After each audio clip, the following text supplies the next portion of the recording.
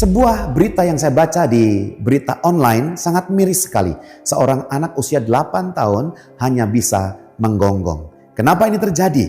Ini terjadi karena dia tinggal bersama dengan ibunya yang adalah pecandu obat-obatan terlarang. Ternyata sepanjang hidupnya dia tidak pernah mendapatkan didikan yang benar. Sehingga dia lupa atau bahkan mungkin dia tidak tahu sehingga dia tidak sadar bahwa dia harusnya berperilaku sebagai manusia bukan anjing. Nah nyatanya dia ternyata tinggal hidup bersama dengan 6 ekor anjing sehingga dia mendapati dirinya identitas yang tidak seperti seharusnya.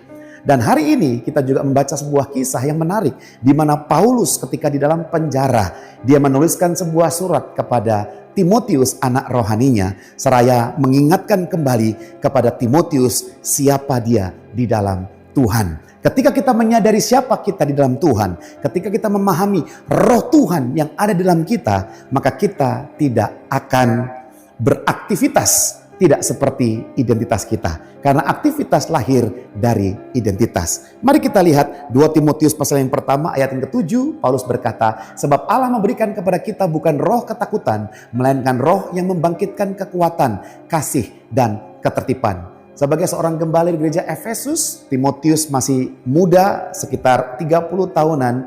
Dan mungkin dia mengalami rasa takut, mungkin dia mendapatkan ancaman. Mungkin dalam pelayanannya tidak mulus, banyak masalah persoalan yang bahkan bisa membuat hatinya pahit, tawar, atau berespon tidak baik. Namun demikian, Paulus mengingatkan Timotius bahwa ada roh Allah di dalam diri dia. Dan karena identitasnya sebagai anak Allah yang memiliki roh Allah, Paulus mengingatkan 3 hal. Yang pertama, bahwa roh Allah itu akan membangkitkan kekuatan. Maka Bapak Ibu Saudara hari ini marilah hidup dengan keberanian. Marilah bangkit dari setiap keterpurukan kita. Kenapa? Karena manusia tidak mampu menolong dirinya sendiri. Tapi Tuhan sanggup menolong kita semua. Dan yang kedua, Paulus berkata roh Allah membangkitkan bukan hanya kekuatan tetapi kasih. Sehingga apapun masalah kehidupan kita, Tuhan mampukan kita untuk bisa mengasihi orang lain. Apapun perlakuan mereka kepada kita, tetap kita bisa mengasihi karena roh Tuhan ada dalam diri kita. Dan yang terakhir, membangkitkan ketertiban. Ketertiban di sini berarti self control atau penguasaan diri. Bapak Ibu Saudara, apapun yang dilakukan orang-orang di luar sana, mari kita kendalikan diri, biarlah roh Tuhan yang mengendalikan kehidupan kita tetap hidup dalam kebenaran, dalam kasih, dan dalam kekuatan yang dari Tuhan. God bless you all.